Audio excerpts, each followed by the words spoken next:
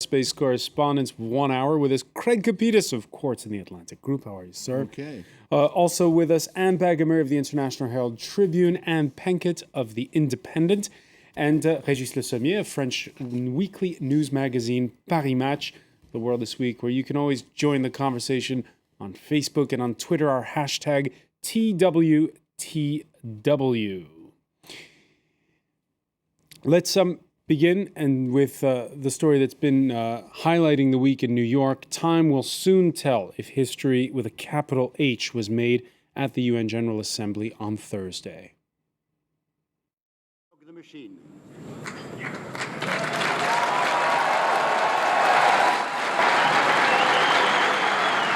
In the end, only 9 states voting against a measure that puts the Palestinians on par with the Vatican, giving them an observer status at the UN and giving them full-fledged rights to many of their committees. Israel's response came Friday with the government green-lighting the construction of 3,000 new Jewish settlements in the West Bank and East Jerusalem. There was, Anne Bagameri, this sort of thought that there would be that Israel would perhaps downplay this event, but this is a message that's quite loud. No. I'm not sure who was suggesting that they might downplay this. This is a pretty serious symbolic move on the part of the UN. It's also got some concrete ramifications, as you pointed out.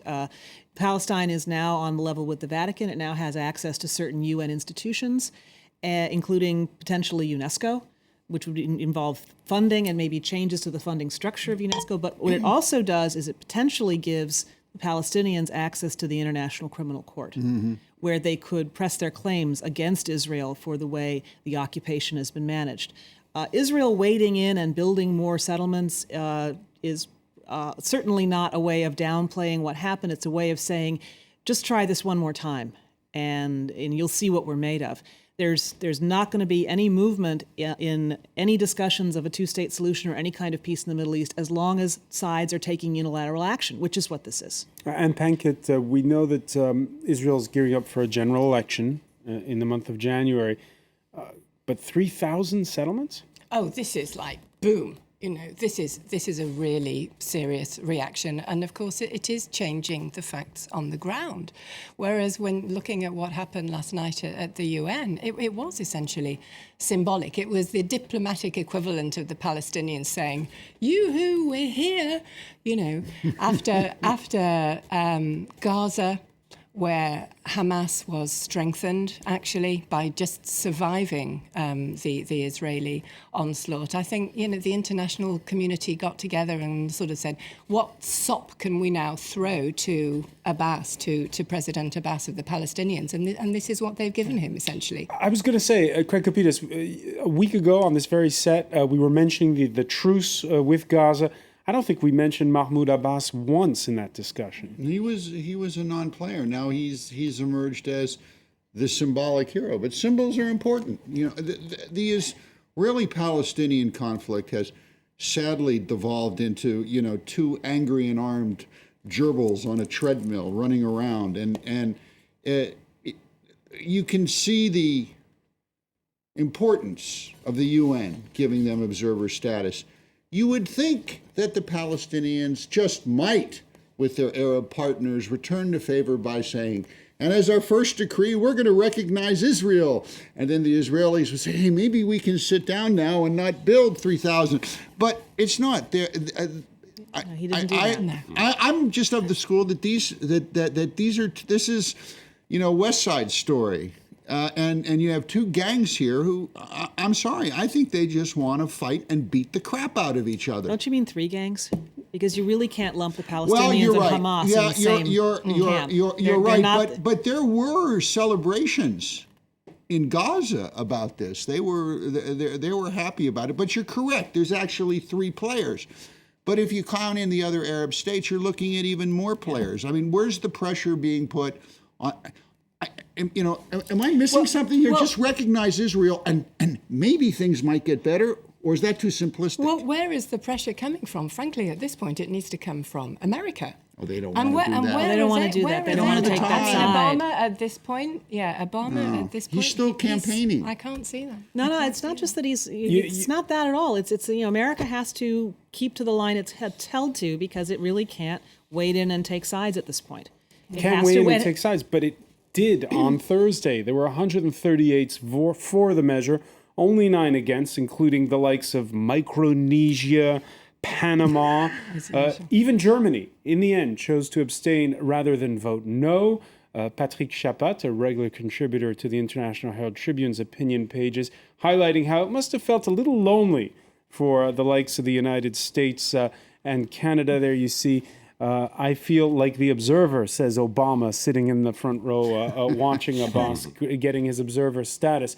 But side they did, the Americans, with Israel. And in fact, Washington's UN ambassador, unequivocal.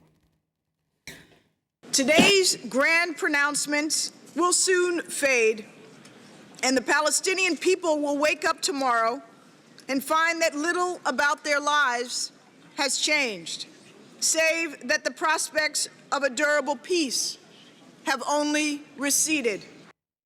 Régis Le Sommier, she didn't handle this with kid gloves. Nor did Hillary Clinton, nor anybody in the administration. I think, it's a pity, to see that because you know that these people at heart are really for a two-state solution. And I think at the beginning of his first term, Barack Obama had the wish to change things in the Middle East and to actually come up with a solution, whereas George Bush had pretty much let everything, come loose in this, eternal conflict. But it's the American position on that has always been very awkward, and to see people like Susan Rice, who are not, these people are for solutions. They're not hawks. They're not coming with terms like that, and also, you were mentioning Micronesia or Nauru or places like that. You kind of wonder why these people are against the creation of Palestinians as an observer in the United Nations. Doesn't make really, under, maybe pressure, money, I don't know. It's because they get mentioned in the same sentence as the United States. That's why they do it. No, let me be clear. The position of the United States is there needs to be a two-state solution, needs to be negotiated with the parties. And unilateral action like asking for statehood or building settlements is not something that the U.S. is going to support. So you're right, the position is awkward, but they have to keep to it if they ever want to be an honest broker in the area. So what's the But next then step? how do you get the negotiations to start? Well, and that's frankly, the question. This is and what I don't frankly, understand. what you've got now is Abbas, who is still the same lame duck that he was yesterday. And the people who have the power in that region now are Hamas. And so somebody has to start talking to Hamas. And the language of force, really, or the kind of rapport de force is the only thing that Israel understands. Did Susan Rice have to make that strong a statement? Yeah, that's a good question. She did. It was a political statement. Yeah. The way I view it, America is consistently behind Israel. They do not waver from that. That has been the position since the creation of the State of Israel. And that's never going to change for all the obvious reasons. And what just gets me after all this time that both sides are so goddamn petulant. Enough people. They're like two children. You sit an Israeli and a Palestinian down for a debate, and as we were saying, you were pointing out before the show, all you got to do is press the buttons. We know what they're all going to say. We know what everyone's going to say. Enough already. We've been hearing this for, 30, 40 years?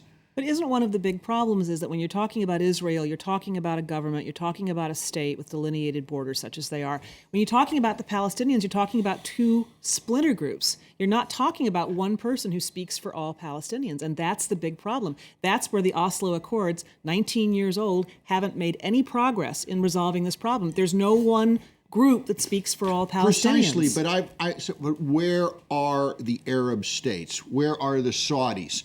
Where are the Qataris? There right now.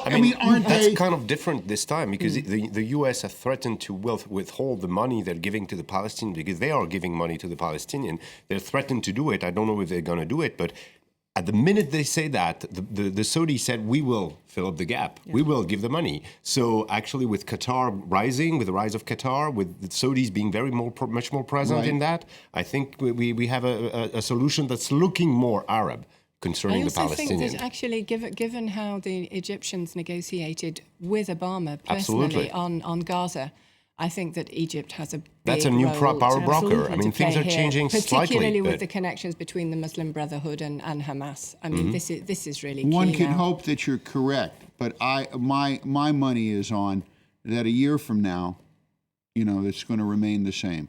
We're going to be celebrating the 20th anniversary of the Oslo Accords with no progress. I think it's going to be the same thing, because coming out of the Arab world, whether it's the Qataris, the Omanis, the Saudis, or whomever else, you don't see any leadership there coming out. Everyone, the knee-jerk reaction is, well, America has to step in and take a leading role. Why?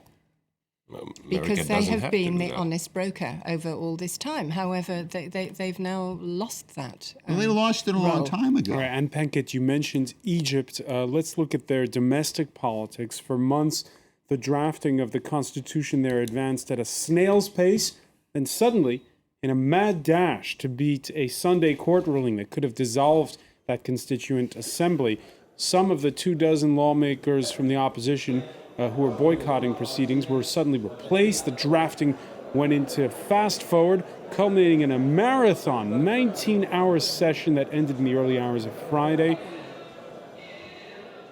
This Friday, activists in Cairo back in the streets chanting, Nasser said it long ago, don't accept the Muslim Brotherhood. That constitution, that draft constitution ready for signing with a referendum that could happen as early as next week. Mohamed Morsi's decision to grant himself enhanced judicial power until the constitution's approved, already putting secularists out in the streets. But it's also served Morsi's cause, those kinds of slogans. In a speech Thursday evening, he defended the right to protest while denouncing what he called infiltrators from the former regime and accusing the opposition of sending mixed signals. Sacking the general prosecutor came as part of the demands of the revolution, and no one disagrees. People in the streets until now say this was a demand of the revolution. And Penkit, we've been saying the past couple of weeks how Morsi surprised everyone with how adept he's been in maneuvering on the foreign and domestic stage.